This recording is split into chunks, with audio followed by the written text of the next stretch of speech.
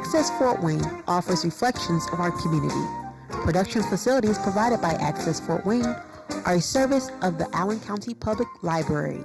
The views and opinions expressed do not necessarily represent those of Access Fort Wayne, the Allen County Public Library, or any other supporting organizations. For more information about creating your own television program with Access Fort Wayne, call 421-1250.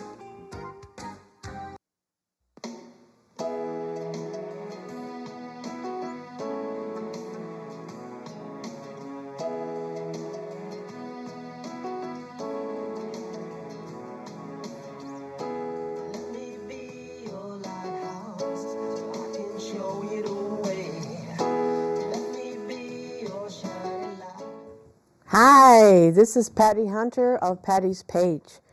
Now, my show today is a phone-in by Laurie Anderson, one of the duo of Laurie Anderson and Gavin Kelly. Gavin couldn't call in today, but I do have Laurie. Laurie, you are a country singer. You're originally from where? From Bedford, Indiana. Indiana? Dang, girl. I'm in Fort Wayne. Yeah, Bedford is probably about, 4 hours from Fort Wayne. I was born and raised there. Oh, my goodness gracious me. So you, well, how long have you been in Bedford? When were you born? Do I have to tell my age? No, you don't. How many moons ago? How many moons ago? Like I said, I was born and raised there, and I started singing when I was 7 years old. So. All right. When did you move to Nashville? I moved to Nashville in 2006 after my first album sold out, and my producer said, "Get your butt down here."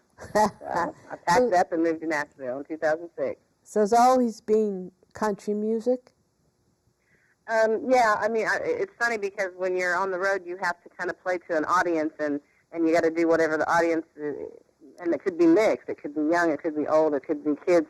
So when you're playing live, you kind of got to mix things up a little bit. And I used to joke that I sing more rock and roll since I moved to Nashville, Tennessee than I ever did in my life. Oh, my goodness. Just trying to play to the audience. It's a country music town, yet you're singing more rock and roll? I don't know what to do with you, girl. Yeah, that's funny. But, no, music these days it's just such a mixture of genres anyway.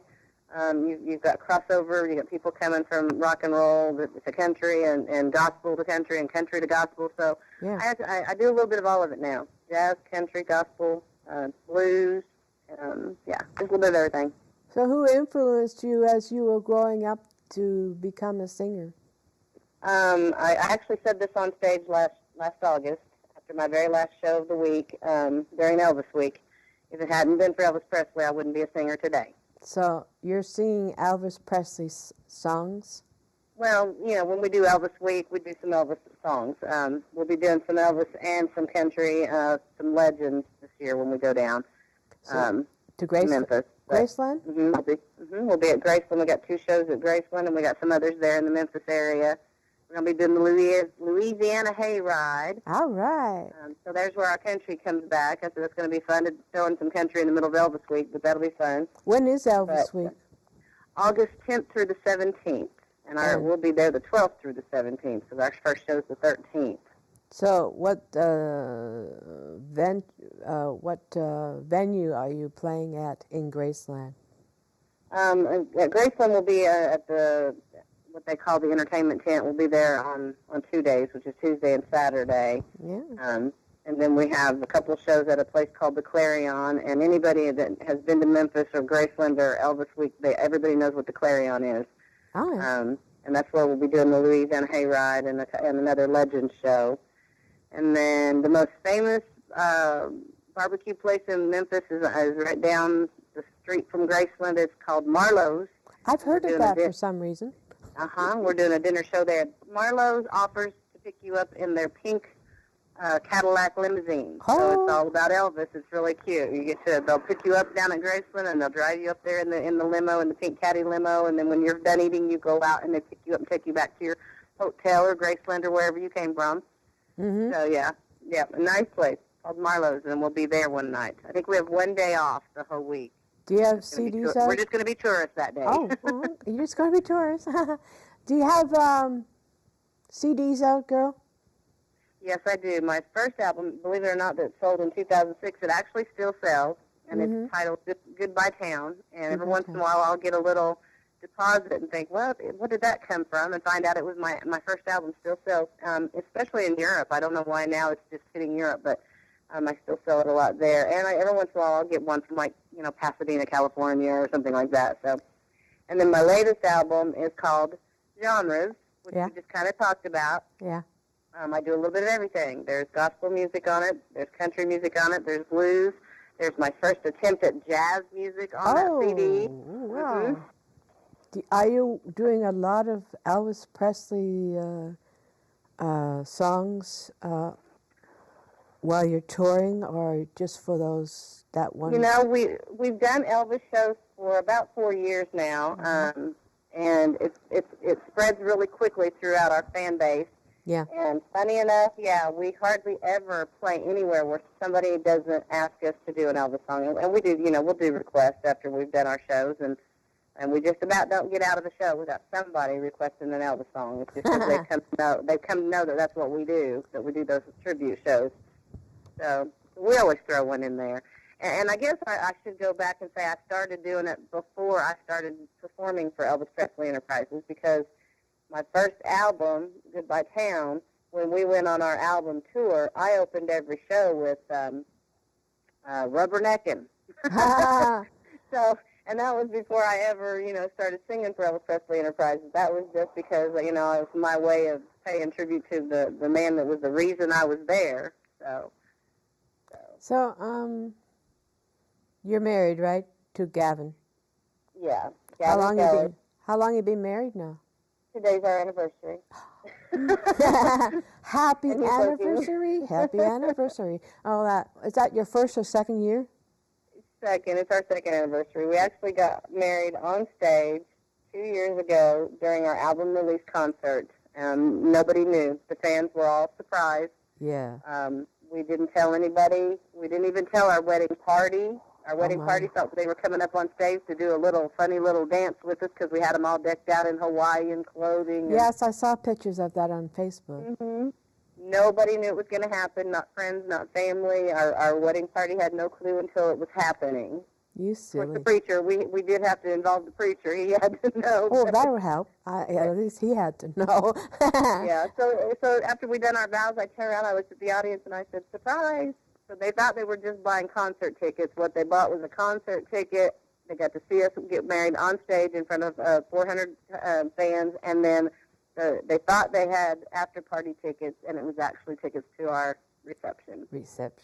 Oh, so it was really a neat thing to pull off. And yeah, you did. And my daughter says, "I live with you. How did you do that without me figuring this out?"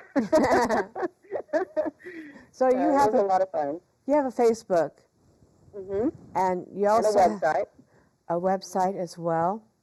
Mm-hmm. We'll get that in the credits after we. Okay. And also, you are also started another site. Is it a Facebook site of Elvis Presley? Yeah, we just got officially licensed as an official Elvis Presley Enterprise fan club. I'm part of it. So, yes, you are. You and Bob both joined, and I appreciate that. That was a lot of fun.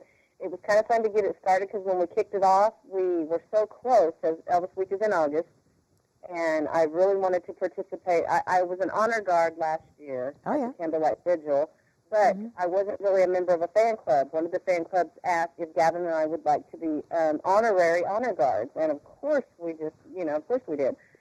So to get this fan club started, we had just so many days. We had 5 days to reach 25 members. Just 5 days? In order to qualify to be in the honor guard and get it all done in time. And we did it. I 25. And, well, we had 26 at the end of 5 days. And it might have been Bob, your husband, that put us over that top. Yes, it was. I had asked him to join, and he was the 25th that joined up. Yeah. Where did you meet Gavin? Actually, that's funny, because after my second music video, I was actually kind of looking for other artists to kind of introduce to my producer because he was such a wonderful director and producer, and he does such good work. I thought I'm going to share this man with people, you know. So I had actually been scouting other artists that were trying to be up and coming and to help them get started and get their music out there. And we met as a business meeting to begin with.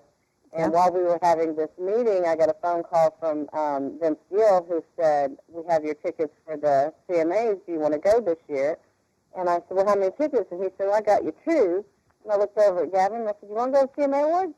We've been together ever since. So you fell in love, got married, yeah. Okay. Yeah, we've been together ever since. And we started singing together, and that was very different for me because I had never done duets. Oh, so he A lot just, of times people would ask me, "Would you get up and sing with me?" And I'm like, "Oh, I just don't do duets." So he's a lucky man, not just because he married me, but because I actually sing with him sometimes. so he sings good? He sings well, I know that. I heard his singing. Yes. Yeah, no, Gavin's got a website and a Facebook. Oh, good. And he's actually from Pasadena, California, originally. He's from California, good. Yes, he is. Yeah. When did he move to Nashville? He moved to Nashville, I believe he said back in 96 or 98. So he's been in Nashville a lot longer than I have. Yeah. But he started out in movies. Gavin is actor turned singer. Here we go talking about crossover again. Oh, I gotta look for played on that. TV. Mm-hmm. Is this movies on? Well, let's see. He started off on television and sitcoms, shows that I watched when I was a kid. Of course, he was a kid in the shows. Like, he played in an episode of Knight Rider, the talkie car. You remember that one? Yeah, he played in an episode of that. He played in a season of Growing Pains, which was, I grew up watching that. He played in Saved by the Bell, which is another show that kids my age watch. He done some commercials, but his biggest thing, I guess, that got him from TV to movies was Arnold Schwarzenegger, Terminator 2. Mm. He was one of John Connor's little friends in that movie, which is the main character, of course, the little boy who's the main character, other than Arnold Schwarzenegger. I guess Arnold was the main character, but you know what I mean. Makes me want to look at those movies again just to see them. Do you have the movies at home? Like. Oh yeah, of course. He's got them all. The funniest one I think has to be Drumline because I gotta get those. He's a teenager in Drumline, and I giggle every time I see it. I'm like, "You look so funny there. You're so young." I would like to see. And then latest movie, of course, of most people that know Gavin and follow Gavin know that it was Country Strong with Tim McGraw and Gwyneth Paltrow. Oh, that was last year. I never saw that. I haven't seen it. I'm sorry. Then I won't spoil it for you. Okay. Do you have what instruments does Gavin play? Instruments does Gavin play? What doesn't he play? He plays keyboard, guitar, drums. He plays everything. Yeah, I mean, he doesn't play anything. Well, I started saying he doesn't play horns, but I take that back. In Drumline, he played a flute. So. And he does still have his flute. You play instruments yourself? No, ma'am. I tried when I was a little girl. People said, if you can sing like that, you can play a guitar. And I'm here to prove them wrong because I cannot play a guitar. Well, I've never learned to play an instrument. We're going to be playing towards the end of the show some of your music and DVD with you and Gavin. How long have you been singing duo? Just 2 years? Singing what? Actually, we've known each other, I guess, 4 years now. 4 years. 5. We've just been married for 2. Yeah. Uh-huh. We, of course, started singing together before it developed into that. So. Yeah. And you used to sing on the internet when you were practicing for your tour. Yeah. Speaking about tours, are you touring? Actually, we were going to do a tour this summer that's almost over now with Harley Davidson, and some of those shows fell through. We got started, and some of the things fell through. But, it's a bad time in the economy. Tickets just don't sell. I remember it was kind of funny because our promoter said, "It's not you guys. You guys are very talented." So let me, just to clear this up, he said Alan Jackson did a show. 8,000 seats were available. He sold 4. Well, it's the economy, so we're okay. As long as our fans can still find us, out there on the road somewhere, they can still get on our website, they can still buy our music. We're going to stick through the tough times with them. I know you're going to get a lot of fans because watching my show, I have a lot of people watching this. And I'm going to be putting on some of your videos, your music, pictures of you, and people will know you. Okay. Well, I appreciate this opportunity, Patty. Thank you so much. You're welcome. What would you like to say to my audience in surrounding area, Allen County, about you and Gavin and your career and what? Well, I think that there's a lot of places down there that we could come and play and sing for your audience, your viewing audience, and we'd love to come to Fort Wayne and do that. Like I said, I am from Indiana. I am a Hoosier, and we need to expose Gavin of all those Indiana Hoosier traditions. So I'd love to come to Fort Wayne and play sometime. So maybe if the people, your audience that watch your show, I would love to have you come. Places around there, we'll certainly come and sing for them live. We've got to get you on our radio here in Fort Wayne. Yes, we do. Yeah. Well, for the future, you're going to be doing a lot of touring. I know you had already done during the summer. Are you doing anything over the winter?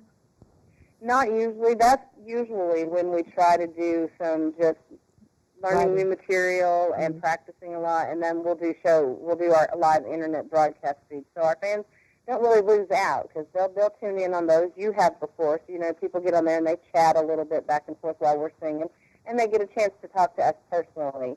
And a lot of our fans are like, "That's really cool that you guys do that," because most singers don't. They don't get that personal with their fans, but we'll sit there and we'll laugh and talk with the fans as they're on the website, and they get to text it to us, and we'll talk back to them over our microphone. So we have a lot of fun when we do that. So we try not to lose.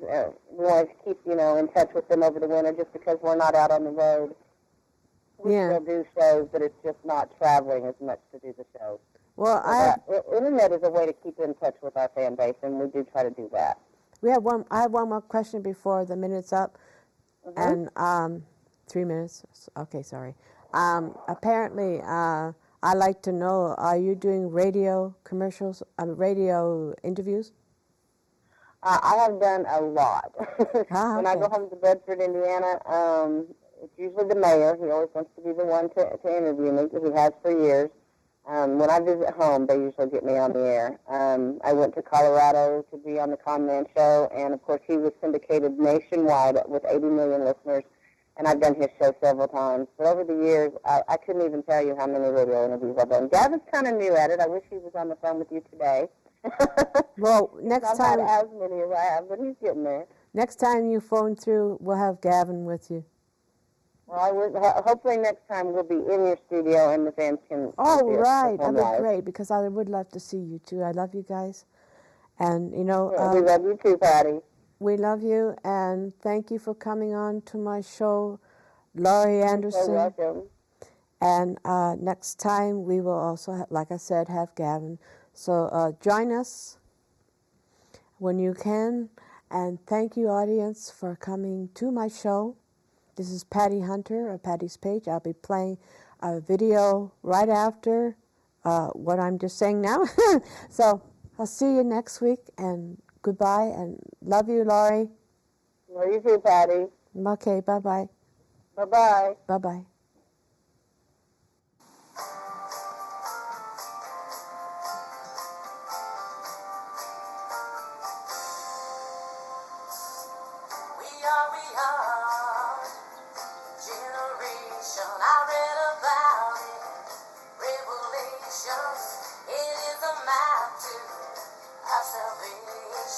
We should be filled with anticipation.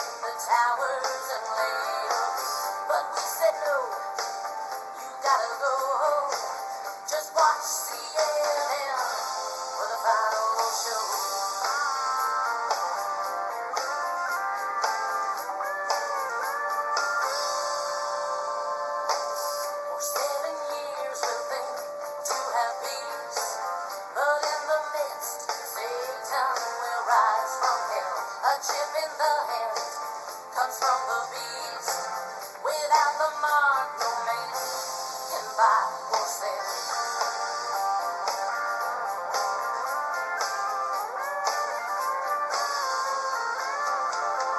Brother against brother, mother against son. I'm afraid our battle has already begun. With drought, earthquakes, murder, and sorrow. Our country's turning into Sodom and Gomorrah. With greed, hate, everywhere we turn. This whole world is gonna burn.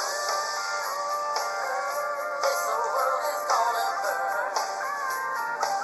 Our only hope's the Lord's return.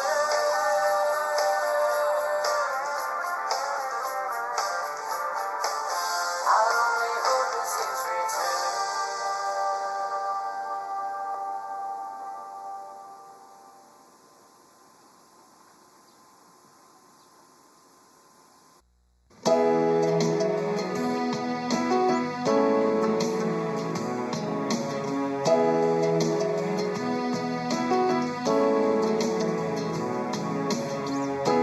Let me be your lighthouse, so I can show you the way. Let me be your shining light, keep you from drifting away. I'm the one that makes you try when water rises high. When you rust upon